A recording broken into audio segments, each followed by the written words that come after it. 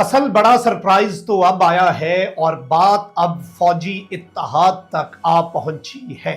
Iran के सदर की फील्ड मार्शल आसिम मुनीर से कल होने वाली मुलाकात, इस वक्त उस मुलाकात का पहला नतीजा आ चुका है और पहला नतीजा ही इंतहाई अहम है क्योंकि पाकिस्तान ने एक बड़ा सरप्राइज दिया है। इस स्टेटमेंट के अलावा कतर ने भी एक बयान जारी कर दिया है और एक बड़े फौजी इत्तेहाद की बुनियाद डल चुकी है। ईरानी मीडिया इस वक्त क्या रिपोर्ट कर रहा है, ये डिटेल्स भी आपके सामने रखनी है। और कल जब ईरान के सदर पाकिस्तान आए, एन उस मौके पर ईरान पर कुछ हमले हुए। ये साइबर अटैक्स ईरान के बैंकिंग सिस्टम को हिट कर रहे थे। इसके पीछे कौन है, ये समझना भी जरूरी है।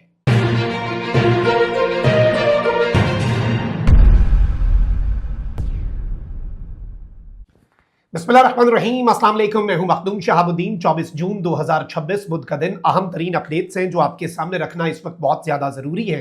नाज़रीन किराम, मशरिक़ वुस्ता अब हमेशा हमेशा के लिए तब्दील होगा और ये बात हम इससे पहले भी करते आए हैं कि पोस्ट वॉर सिनेरियो यानी ईरान अमेरिका जंग के बाद का मंजरनामा बड़ा दिलचस्प होगा और मशरिक़ वुस्ता वैसा नहीं रहेगा। मिडल ईस्ट जो है वो जंग से पहले वाली अपनी साख जो है वो तब्दील करेगा। अब ये जरूरत भी बन चुका है, नेसेसिटी भी बन चुका है और इसके पीछे बहुत से मुहर्रिकात हैं।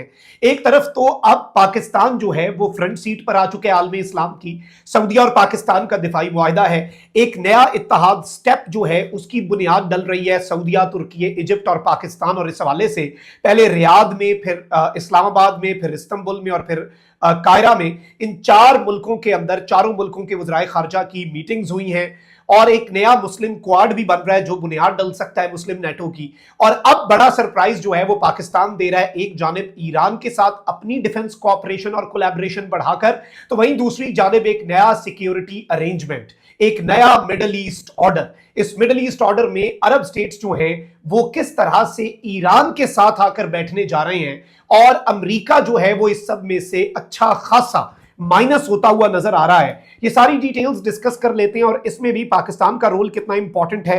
उससे पहले अगर अभी तक आपने इस वीडियो को लाइक नहीं किया, लाइक जरूर कर दें। कमेंट सेक्शन में राय का इजहार भी कीजिएगा और पाकिस्तान जिंदाबाद का जो नारा है ये तो आपने कमेंट सेक्शन में जरूर लिखना है।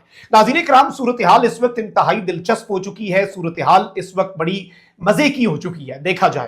पहले भी खैर मैं उससे पहले और ये जो एक सिनेरियो बन रहा है मैसिव साइबर अटैक्स की कुछ बाज़गश्त अपने व्यूअर्स के सामने रख दूं। नाज़रीन किराम, कल ईरान पर कुछ साइबर अटैक्स हुए और साइबर अटैक्स का आपको पता है कि उसका नहीं आप बता सकते कि ये किसकी तरफ से किया जा रहा है, कौन है ये हिट कर रहा है। एक ऐसे मौके पर जब ईरान पर से अमेरिका सैंक्शंस हटा रहा है, एक ऐसे मौके पर जब ईरान के गवर्नर सेंट्रल बैंक जो है वो डिस्कशंस में हैं कि बाज़ाब्ता तौर पर ईरान के मुंजमद असासे वापस ईरान के सिस्टम में आए, बैंकिंग सिस्टम में आए और ईरान अपने पैसों को इस्तेमाल कर सके, जो ईरान का राइट भी है, ईरान का हक भी है।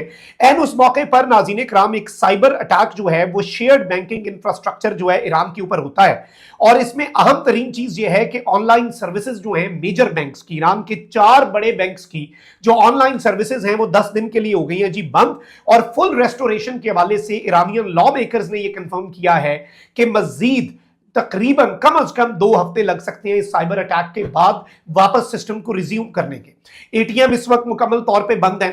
POS devices, internet banking Iran के अंदर इस वक्त बंद बताई जा रही है। मल्टीपल बैंक्स जो हैं वो हिट कर दिए गए हैं। फ्यूल स्टेशन एसोसिएशन जो है ईरान की, उसने लोगों के लिए एलामिये जारी कर दिए हैं कि फ्यूल स्टेशंस पे कैश के साथ आइएगा क्योंकि ऑनलाइन हमारा बैंकिंग का निज़ाम, और याद रखिएगा किसी भी मुल्क के लिए ये रीढ़ की हड्डी होती है। बैंकिंग का निज़ाम जो है ये इतना इंपॉर्टेंट होता है कि आप अंदाजा नहीं कर सकते कि ये पूरे मुल्क को एक तरह से यही निज़ाम जो है वी ऑल नो के चला रहा होता है और किस तरह का सिनेरियो है ये तो हमें पहले से मालूम है। तो इस सब के अंदर ये एक बड़ी इंपॉर्टेंट डेवलपमेंट है और इसके पीछे कौन हो सकता है। पाकिस्तान और सऊदीया के हेड्स ऑफ द स्टेट जो हैं उनके दरमियान होने वाली गुफ्तगू में भी यही बात हुई थी कि इस सारे मामले के अंदर कोई स्पॉइलर है। कल पाकिस्तान के प्राइम मिनिस्टर ने ईरान के सदर के साथ बैठकर भी यही बात की कि इस पूरे प्रोसेस को डीरेल करने वाले अनासिर जो हैं उनसे हमें खबरदार रहना होगा, उनसे बचना होगा, उनसे जान छुड़ानी होगी। तो एवरीवन नोज कि इस साइबर अटैक के पीछे कौन हो सकता सकता है और कौन चाहता है कि ईरान का सिस्टम डीरेल हो और ईरान नॉर्मलाइज ना हो चीजें, और जो अमेरिका को पाकिस्तान ने बमुश्किल कन्विंस किया है कि ईरान के साथ चीजों को नॉर्मलाइज करे, ईरान पर से सैंक्शंस हटाए, ईरान की इकोनॉमिक प्रॉस्पेरिटी की तरफ चीजें जाएं, तो उस सब को डीरेल कौन करना चाहता है? यही साइबर अटैक्स के पीछे शायद वही हो। अच्छा, वहीं दूसरी तरफ नाज़रीन कराम, कल दो अहम चीजें हुई। एक तो फील्ड मार्शल सैयद आसिम मुनीर से ईरान के सदर की जो मुलाकात हुई है, उसमें यह बात अब पूरी दुनिया के मीडिया पर आ रही है कि Iran and Pakistan are deepening their ties. जो तोपों की सलामी दी गई, जो फाइटर जेट्स ने अपने हिसार में लिया और फिर लैंडिंग के बाद फाइटर जेट्स ने फ्लाई पास्ट सलामी पेश की ईरान के प्रेसिडेंट को, उससे डिफेंस कोऑपरेशन के हवाले से भी बहुत सी बातें हुई। और फिर सबसे पहली मुलाकात ही फील्ड मार्शल सैयद आसिम मुनीर से की गई, और इस स्टेटमेंट के अंदर अब एक जुमला है जो बड़ा हाईलाइट हो रहा है, और इस जुमले का तर्जुमा आप खुद कर लीजिएगा। इस जुमले को एनालाइज और इसका एनालिसिस आप खुद कर लीजिएगा। मैं आपको बता देता हूं, president Pezeshkian and army chief Asim Munir agreed to expand military cooperation between the two countries। यानी पाकिस्तान और ईरान ने एग्री किया है कि हमें अपने दोनों मुल्कों की आपस में मिलिट्री कोऑपरेशन जो है और मिलिट्री कोलैबोरेशन जो है उसे बढ़ाना होगा। याद रखिएगा, ईरान के लो कॉस्ट शाहिद ड्रोन्स जो हैं वो फ्यूचर के वॉरफेयर में बहुत काम आ सकते हैं, और पाकिस्तान जो है वो इससे पहले तुर्की से आकिंची ड्रोन्स और बेरफ्तार ड्रोन्स भी हासिल कर रहा है ताकि हम ड्रोन वॉरफेयर के लिए तैयार हों। और अब अगर ईरान के साथ हम ये करते हैं तो ईरान को फायदा होगा, सिर्फ ईरान को फायदा नहीं होगा, पाकिस्तान को भी इसमें फायदा हो सकता है। रशिया जैसा मुल्क भी ईरान के शाहिद ड्रोन्स जो हैं वो इस्तेमाल करता है।